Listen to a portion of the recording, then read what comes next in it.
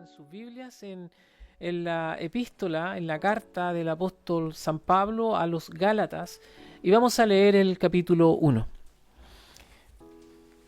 La epístola del apóstol San Pablo, o la carta del apóstol San Pablo a los Gálatas, capítulo 1. Dice así la palabra del Señor. Pablo, apóstol no de hombres ni por hombres, sino por Jesucristo, y por Dios el Padre que lo resucitó de los muertos. Y todos los hermanos que están conmigo a las iglesias de Galacia, gracia y paz sean a vosotros, de Dios el Padre y de nuestro Señor Jesucristo, el cual se dio a sí mismo por nuestros pecados para librarnos del presente siglo malo, conforme a la voluntad de nuestro Dios y Padre, a quien sea la gloria por los siglos de los siglos. Amén. Estoy maravillado de que tan pronto os hayáis alejado del que os llamó por la gracia de Cristo para seguir un evangelio diferente. No que haya otro, sino que hay algunos que os perturban y quieren pervertir el evangelio de Cristo. Mas si aún nosotros o un ángel del cielo os anunciare otro evangelio diferente del que os hemos anunciado, sea anatema. Como antes hemos dicho, también ahora lo repito, si alguno os predica diferente evangelio del que habéis recibido, sea anatema. Pues, ¿busco ahora el favor de los hombres o el de Dios? ¿O trato de agradar a los hombres? Pues si todavía agradara a los hombres, no sería siervo de Cristo. Mas os hago saber, hermanos, que el evangelio anunciado por mí no es según hombre, pues yo ni lo recibí ni lo aprendí de hombre alguno, sino por revelación de Jesucristo. Porque ya habéis oído acerca de mi conducta en otro tiempo en el judaísmo, que perseguía sobremanera a la iglesia de Dios y la asolaba. Y en el judaísmo aventajaba a muchos de mis contemporáneos en mi nación, siendo mucho más celoso de las tradiciones de mis padres.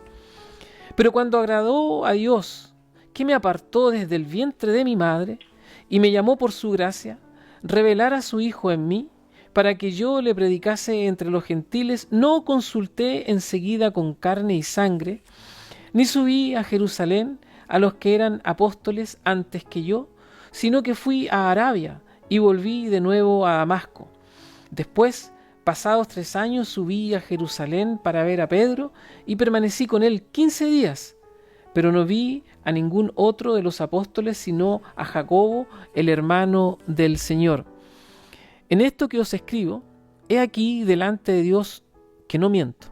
Después fui a las regiones de Siria y Cilicia, y no era conocido de vista a las iglesias de Judea que eran en Cristo. Solamente oían decir, a aquel que en otro tiempo nos perseguía, ahora predica la fe que en otro tiempo asolaba, y glorificaban a Dios en mí. Oremos. Señor, gracias porque hemos leído tu palabra. Y te rogamos que ahora nos limpies, Señor, prepares nuestra mente y corazón para aquellos que han de recibir tu mensaje y para aquel que ha de entregarlo. Sé misericordioso con nosotros. En el nombre de Jesús oramos. Amén. Hace aproximadamente unos 2 años atrás, creo que fueron 2 años atrás, mi esposa y yo visitamos algunas iglesias evangélicas del sector de donde nosotros vivimos. Recuerdo que fuimos a una iglesia anglicana. A mí me gustó mucho la liturgia. Yo gusto mucho de los paramentos, de los colores litúrgicos. Gusto mucho de la formalidad. Y a propósito de eso, un amigo que es pastor en España, viendo nuestros videos y las cosas que nuestro hermano Juan Carlos pone en línea, me dijo, oye, podrían ponerse una corbatita, me dijo. Entonces, yo estuve a punto de decirles que estamos en Nueva Zelanda, pero le encontré algo de razón. Entonces, disfrutando de esa cosa litúrgica tan bonita de algunas iglesias, muy pronto caí en la decepción, después visitamos una iglesia metodista, caí en la decepción de que estas iglesias históricas y que estas iglesias evangélicas, y cuando digo evangélicas me refiero a todo el espectro de iglesias sean estas protestantes, históricas, evangélicas, Asamblea de Dios, pentecostales, me refiero a todo el espectro como lo conocemos, desgraciadamente han dejado permear lo más profundo de sus bases evangélicas y cristianas. Tanto es así que en conversaciones con un pastor de esta iglesia metodista que ya estaba jubilado, 70 y algo años tenía este hombre, y en relación a la influencia de la comunidad arcoíris en las iglesias, él me dijo que no encontraba ningún problema en eso, lo que para mí fue sorpresivo, porque yo estoy hablando con un hombre de más de 70 años, pastor retirado de una iglesia que abrazó, asumo yo, el evangelio en su juventud. Entonces él me dijo que él no veía ningún problema con que existiera el movimiento LGTB al interior de la iglesia, porque finalmente era Dios quien los había creado. Sorpresivo para mí, muy sorpresivo. Lo cierto, queridos hermanos, es que a lo largo de los años, 20 años atrás quizás, un poco más, nuestras iglesias, nuestras comunidades de fe, el cristianismo en general ha venido siendo infiltrado por algo que conocemos hoy día como el marxismo cultural en sus variantes más claras. Las variantes más claras que el marxismo cultural nos presenta hoy día al interior de nuestras congregaciones es el feminismo radical y la comunidad arcoíris. Esas son las versiones más claras de esto que ha resurgido y que conocemos como el marxismo cultural. Pero el problema no es el movimiento en sí. El problema ni siquiera es la ideología en sí, ni que muchas iglesias acepten, digamos, que miembros de estos grupos participen de sus reuniones. El problema en sí, hermanos, es que las iglesias, el cristianismo, no ha sido capaz de hacerle frente a esta perversión, no ha sido capaz de enfrentar con claridad, con Biblia, con teología, esta ideología, y finalmente han terminado entrampándose y renunciado a principios bíblicos básicos y elementales que no debieron nunca renunciar. El resultado es un evangelio sin núcleo, sin sustancia, un evangelio invertebrado. Por eso es que usted a veces visita iglesias y encuentra pastores incluso maquillados con lápiz labial, ¿verdad? Por eso es que usted visita iglesias y de pronto estos no tienen ningún tipo de inconveniente en sus eventos que realizan, tener la participación de la comunidad arcoíris en sus filas, o incluso pastores que cometen adulterio y al poco tiempo vuelven a predicar. El evangelio, como lo conocemos, está siendo infiltrado severamente desde hace muchos años ya, no solo por el marxismo cultural, sino que también por la crítica alta, literaria alta, que surgió, y como contrapartida surge lo que conocen como el fundamentalismo, pero no los quiero cansar con eso. El hecho es que el apóstol Pablo, en sus días, y como contrapartida, a diferencia de muchos líderes cristianos, el apóstol Pablo decide enfrentar el problema que se le estaba presentando en las iglesias del Asia Menor, que eran las iglesias de los Gálatas. Es interesante porque el apóstol Pablo escribe desde la cárcel. Él no abandona su vocación pastoral ni su vocación misionera, y desde la cárcel es que le escribe a las congregaciones del Asia Menor que se estaban viendo enfrentadas a problemas serios doctrinales, porque en la ausencia del apóstol Pablo, ¿verdad?, en la ausencia de él, ¿verdad?, habían llegado muchos judaizantes a la iglesia, a las comunidades de fe, y ellos comenzaron a pervertir y a infiltrar las enseñanzas apostólicas. Comenzaron a corroer lo que el apóstol Pablo les estaba enseñando, de tal manera que él tiene que enfrentarse con un problema serio, un problema doctrinal serio, porque cuando él no estaba presente, algunos quisieron pervertir la fe. Y estos eran unos judaizantes que asumían que los nuevos conversos tenían que hacerse parte de la ley. Por lo tanto, el problema era tan serio para el apóstol Pablo que aún desde la cárcel les escribe y básicamente lo que les está explicando y defendiendo él es que aquellos elementos que los judaizantes quieren meter en lo que yo les he enseñado, en lo que los demás les hemos enseñado, no corresponde, porque era agregarle a la gracia de Dios, era agregarle obras. Pero no solo eso, el apóstol además ha tenido que defender su apostolado frente a estos judaizantes. Por eso que cuando usted lee la carta del apóstol Pablo, esta carta comienza, digamos, increchendo.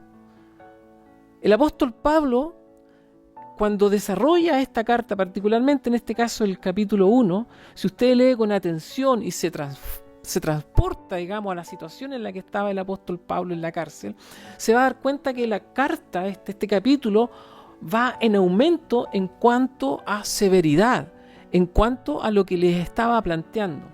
Y entonces vamos a desglosar esto en 3 partes, ¿verdad? La primera parte del versículo de 1 al 5, que es el origen divino del Evangelio y la defensa del apostolado de Pablo. En la segunda parte, el peligro de abandonar el Evangelio, que sería de los versículos 6 al 10. Y por último, el poder transformador de la gracia revelada, que es desde el Evangelio, desde el capítulo del versículo 11, hasta el final de la carta. Y quiero que mantengan sus Biblias abiertas y me sigan, porque el apóstol va a enfrentarse a una situación compleja y lo va a hacer con la severidad, con la energía que el caso requiere. Y lo primero que dice el capítulo es Pablo, apóstol. El apóstol está dejando claro, en arreglón seguido dice, no de hombres ni por hombres, sino por Jesucristo y por Dios el Padre, que lo resucitó de los muertos. Lo primero que el apóstol está haciendo, está certificando su ministerio. Le está dando la autenticidad que le corresponde, el sello de garantía. Pero no es un sello de garantía que haya sido el resultado de una reunión, de un concilio, de un grupo de hombres y que finalmente terminara nombrándolo apóstol. Por eso que el apóstol es claro, es categórico. Dice Pablo, apóstol. Es decir, mensajero, enviado de Dios, no de hombres, ni por hombres, sino por Jesucristo y por Dios el Padre, que lo resucitó de los muertos. Y esto es importante porque el apóstol está diciendo que su ministerio, su apostolado, descansa en un hecho concreto, en un hecho real, en un hecho que fue palpado por muchos al tercer día y que fue la resurrección de Jesucristo. Por eso que las primeras palabras del apóstol son de absoluta importancia, no de hombres, ni por hombres, sino por Jesucristo y por Dios el Padre, que lo resucitó de los muertos. Y luego, si usted va al versículo 3, dice, gracia y paz sean a vosotros, de Dios el Padre, de nuestro Señor Jesucristo. Fíjense la declaración no solo apostólica y bíblica y evangélica, sino que también doctrinal en estos versículos, el cual se dio a sí mismo por nuestros pecados para librarnos del presente siglo malo, conforme a la voluntad de nuestro Dios Padre. Básicamente el apóstol les está diciendo, miren, pongan atención, escuchen esto. Yo soy Pablo, yo he sido llamado por Dios, ningún hombre me nombró a este cargo, sino que Dios. ¿Cuál Dios? Ese que resucitó. ¿Cuál Dios? Ese que se dio a sí mismo por cada uno de nosotros para librarnos de nuestros pecados. Así que por eso escuchen, pongan atención, porque esto es serio. Ese es el tono de la carta que está escribiendo el apóstol Pablo, porque el problema que va a tratar es de seriedad y es de mucha importancia y de seriedad absoluta. Por lo tanto, el apóstol comienza no solo dejando claro quién es él, sino que además está defendiendo el origen divino del Evangelio. No solo lo entiende, no solo defiende su apostolado y lo deja claro, sino que además está dejando claro que el Evangelio que él enseñó y predicó tiene origen divino. ya en las primeras líneas. Y la base de ese evangelio es el Cristo resucitado y el Cristo que perdona nuestros pecados. Miren la entrada que está haciendo el apóstol Pablo, ¿ya? Miren, no es golpear la puerta y entrar nomás. Eso es lo que está haciendo el apóstol Pablo. ¿Por qué? Porque el problema que estaban teniendo los hermanos de Gálatas era serio. Entonces el apóstol en esta primera parte básicamente entra defendiendo su apostolado y defendiendo además el origen divino del evangelio.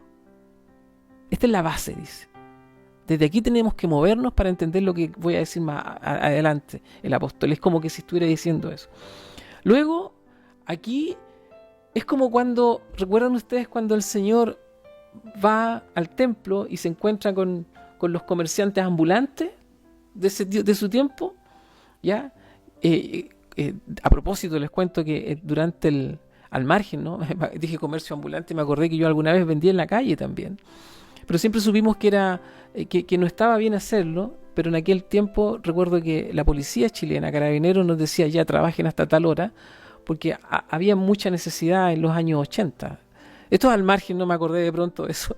Entonces Jesús, cuando entra al templo y se encuentra con los comerciantes ambulantes de su tiempo, Jesús se molesta. Y con un azote de cuerda, ¿verdad? Vuelca las mesas y váyanse de aquí, ustedes han convertido mi templo en una cueva de ladrones. ¿Qué se han imaginado?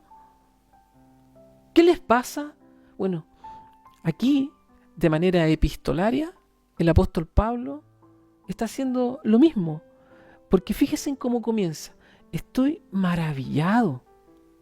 Estoy asombrado, perplejo, póngale usted los sinónimos que quiera, de que tan pronto os hayáis alejado del que os llamó por la gracia de Cristo, es decir, de aquello que no merecemos, para seguir un evangelio diferente. El apóstol le está diciendo, ¿qué les pasa? Ahora, cuando usted revisa la versión de la Biblia en español del año 1602, la palabra que usa para alejado, cuando dice que tan pronto os hayáis alejado, esa palabra, en esa versión antigua de la Biblia, año 1602, es traspasado. Y lo que es saber, mire, ¿por qué le hago este alcance? Porque aquí se amplía la molestia para que ustedes entiendan por qué el apóstol Pablo es tan serio en esto, y aquí se amplía el concepto de lo que nosotros queremos entender y de lo que Dios quiere decirnos. Estoy maravillado de que tan pronto os hayáis traspasado. ¿Y sabe cuál era la idea? Cruzar una frontera que no se debía cruzar. Eso es lo que está diciendo el apóstol Pablo. Estoy maravillado de que hayan cruzado una frontera que no debió cruzarse. Estoy maravillado, estoy asombrado de este abandono deliberado de lo que yo les he enseñado. Eso es lo que está diciendo el apóstol Pablo, y parte con estas palabras de sorpresa, de molestia, de incomodidad, de que tan pronto os hayáis alejado del que os llamó por la gracia de Cristo para seguir un evangelio diferente. Y si usted revisa la versión en inglés, la palabra que allí usa es desertar. La versión en inglés usa la palabra desertar. La palabra aquí es, ¿verdad?, alejado. Y si usted maneja más o menos la nomenclatura militar, si alguna vez, como yo que estuve en la Marina, resulta que si hay un desertor en las filas del ejército, de la Marina o Fuerza Aérea, si hay un desertor, en tiempos de paz es encarcelamiento. Pero en tiempos de guerra, ¿sabe qué es? Es fusilamiento. Entonces, cuando usted revisa y compara toda esta terminología y se va a los diccionarios griegos, hebreos, etc., se da cuenta como que se amplía el concepto, como si que usted logra captar con mayor nitidez la incomodidad y la molestia y la severidad por la cual se encontraba el apóstol desde la cárcel respecto a aquellos que él, a los cuales les predicó el evangelio y fundó, ¿verdad? Se fundaron estas iglesias. Estoy maravillado de que tan pronto os hayáis alejado, traspasado o desertado. La idea de deserción tiene que ver con abandonar el puesto. No solo abandonar el puesto, sino que tirar el estandarte. ¿Se acuerdan ustedes de las batallas antiguas donde iba un tambor y un tipo con el pendón, ¿verdad? Con las banderas y los estandartes. La idea de eso era arengar a la tropa para que siguiera adelante, para que avanzara, para que no menguara en la lucha. Y el apóstol les está diciendo, estoy asombrado de que desertaran, de que abandonaran su puesto, de que dejaran de lado el estandarte, básicamente de que cambiaran de Señor. ¿Cómo es eso? ¿Cómo es posible eso? Lo que le está diciendo el apóstol Pablo. Y dice que lo llamó por la gracia para seguir un evangelio diferente. No es que haya otro, no es que haya otro evangelio.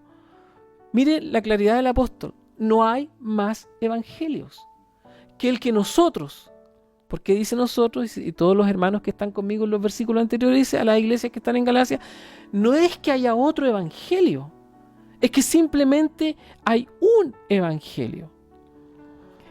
Sino que hay algunos que os perturban y quieren pervertir.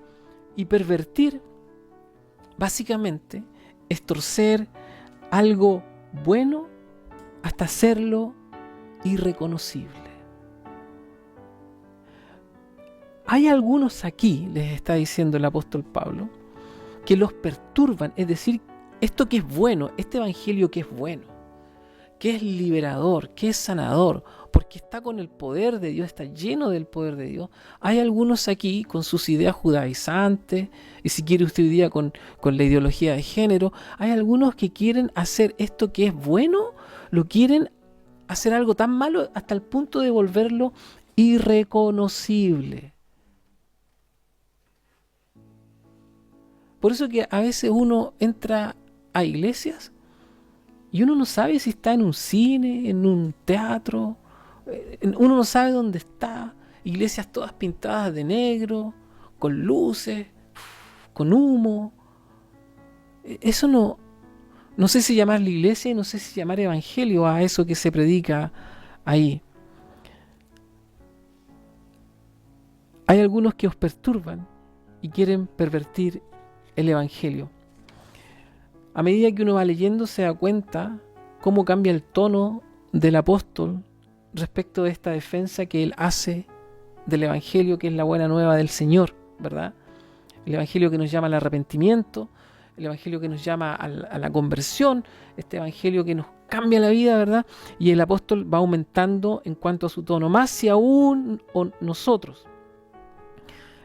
Fíjense, en el versículo primero, el apóstol dice, yo soy el apóstol, a mí no me eligió ningún hombre, me eligió Dios, pero si aún uno de nosotros, si aún un apóstol, si aún alguno de nosotros que hemos recibido este evangelio, o un ángel del cielo, os anunciare otro evangelio diferente, el tal sea anatema. Como hemos dicho antes, también ahora lo repito, si alguno predica evangelio diferente del que habéis recibido, sea anatema. Y anatema no es un error leve en la doctrina. Ser anatema no tiene que ver con una opinión que de pronto alguien dé y que sea una opinión un poco controvertida o peligrosa. Anatema es estar separado de Dios, es estar bajo maldición y entregado al juicio. Cualquiera que predique un evangelio diferente, aún nosotros o un ángel del cielo, dice el apóstol, ese que sea anatema. Y creo que el apóstol no encontró palabra más fuerte para describir a aquellos que pervertían, a aquellos que torcían, ensuciaban, contaminaban el evangelio. No hay palabra más fuerte, porque el que está como anatema está bajo maldición, ese está separado de Dios, ese está entregado a juicio. ¿Entienden ahora la vehemencia, la claridad, la firmeza con que el apóstol está defendiendo el evangelio que él les enseñó? Y luego el apóstol, dejando claro que él no tranza, les dice, pues, ¿busco ahora el favor de los hombres o el de Dios? ¿O trato de agradar a los hombres? Pues si todavía agradara a los hombres, no sería siervo de Cristo. El apóstol está diciendo aquí, yo no voy a acomodar este mensaje. yo no lo voy a maquillar, yo no voy a arreglar el mensaje, yo no lo voy a suavizar, porque yo no busco el favor de los hombres. Eso está diciendo el apóstol. A mí no me interesa, dicho en buen castellano, a mí no me interesa caerles bien. Yo estoy obligado por amor a decirles la verdad del Evangelio. Yo estoy obligado por amor a Dios y a ustedes a comunicarles toda, absolutamente toda la verdad del Evangelio. ¿Por qué? Porque yo no busco el favor de los hombres. Los hombres finalmente no me llevarán a ninguna parte. ¿Busco ahora el favor de los hombres o el de Dios? ¿O trato de agradar a los hombres? Pues si todavía agradara a los hombres, no sería siervo de Cristo.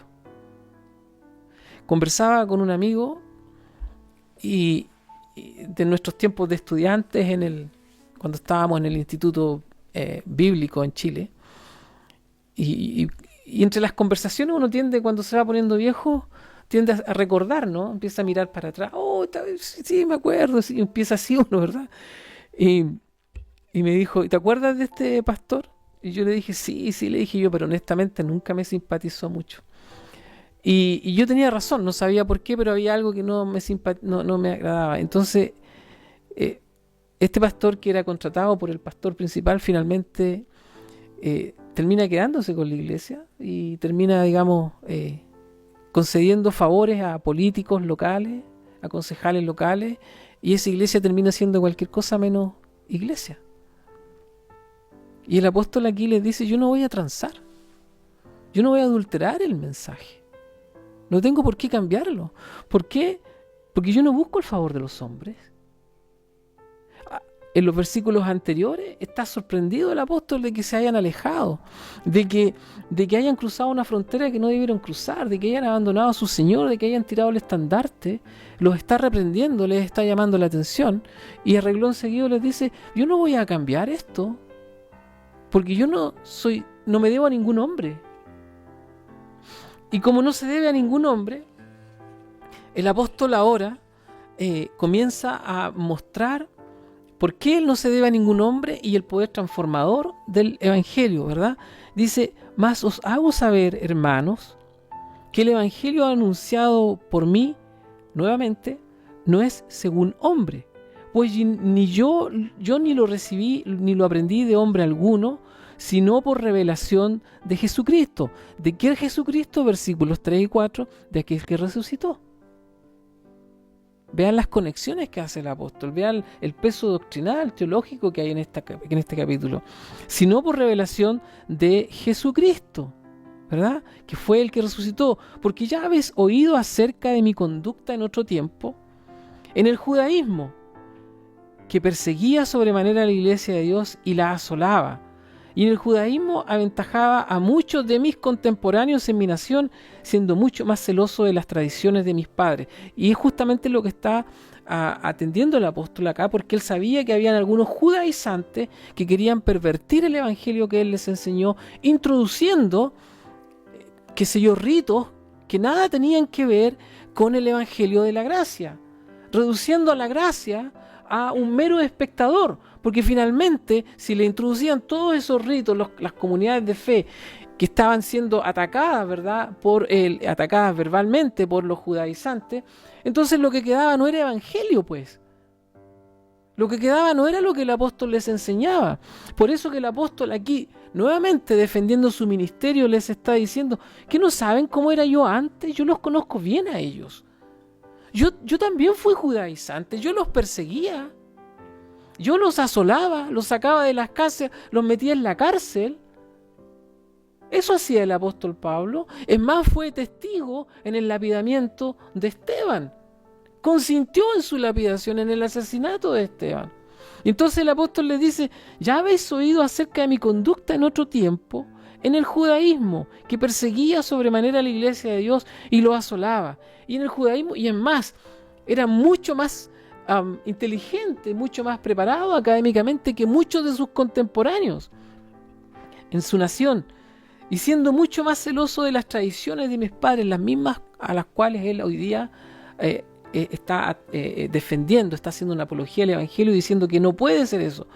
Pero cuando agradó a Dios, nuevamente, yo no he sido llamado por hombre, he sido llamado por Dios, pero cuando agradó a Dios, que me apartó desde el vientre de mi madre, nuevamente, no es idea mía, y me llamó por su gracia, es decir, me llamó sin merecerlo, y me reveló a su Hijo en mí, para que yo le predicase entre los gentiles, no consulté con carne ni sangre.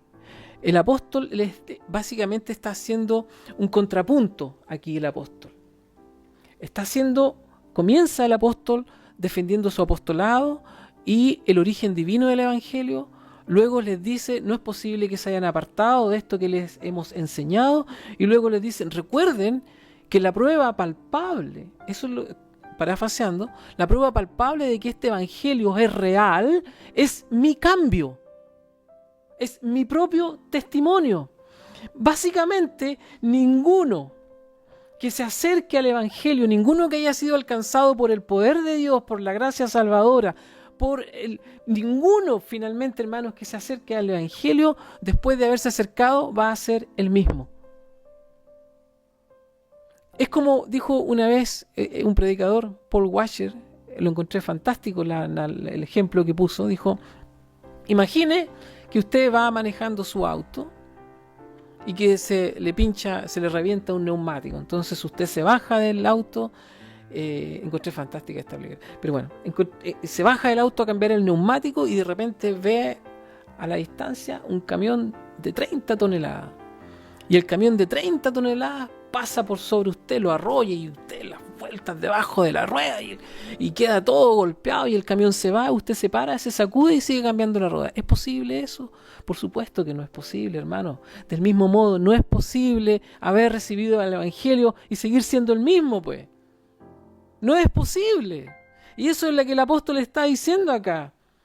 Véanme, dice, vean, yo los perseguía.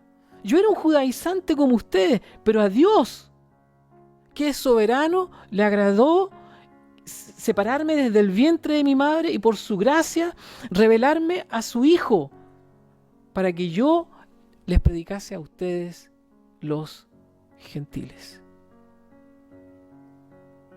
En otros versículos la Biblia dice que el Evangelio es poder. ¿Qué más? Y ¿se acuerdan? Poder y potencia. Eso es el Evangelio. Y ese es el Evangelio del cual Pablo está haciendo una férrea defensa. Y desgraciadamente, cuando miramos nuestro mundo actual, vemos que no ha pasado eso, no ha habido una gran defensa del Evangelio. Por eso es que vemos iglesias que usted no sabe si son iglesias o no. Por eso es que yo he visto pastores maquillados en el templo. ¿Por qué? Porque se alejaron del Evangelio, permitieron la perversión de sus líneas defensivas más básicas y elementales de la fe cristiana, y el resultado es que algunos eventualmente pueden ser considerados anatema. Pablo nos relata su propia experiencia para demostrar que el Evangelio que predica no lo recibió por hombre, sino por revelación.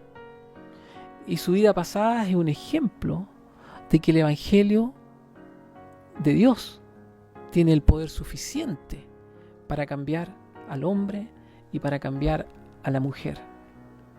Por eso es que el consejo que el apóstol hoy día nos da no es que nos hayamos alejado del Evangelio, quiera Dios que no, sino que básicamente es, hoy día estamos viviendo un tiempo complejo, de tensión, en donde vemos cómo una tras otra nuestras comunidades de fe, las iglesias que conocemos, amigos, van cayendo de a poco, porque han permitido la infiltración de ideas ajenas al Evangelio y que nunca debieron permitirse.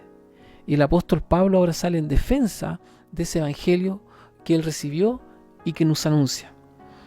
Básicamente, no se puede creer en el Evangelio sin un cambio de vida. Y una vez que se ha experimentado el cambio de vida, No se puede ser evangélico sin ofrecer una defensa de éste, y por otro lado no se puede ser evangélico sin anunciarlo, porque ese cambio lo hemos experimentado en nuestras propias vidas. Queridos hermanos, el apóstol nos dice hoy día que el evangelio no se puede mejorar, no se puede adaptar y tampoco se puede negociar. Amén. Que el Señor nos bendiga.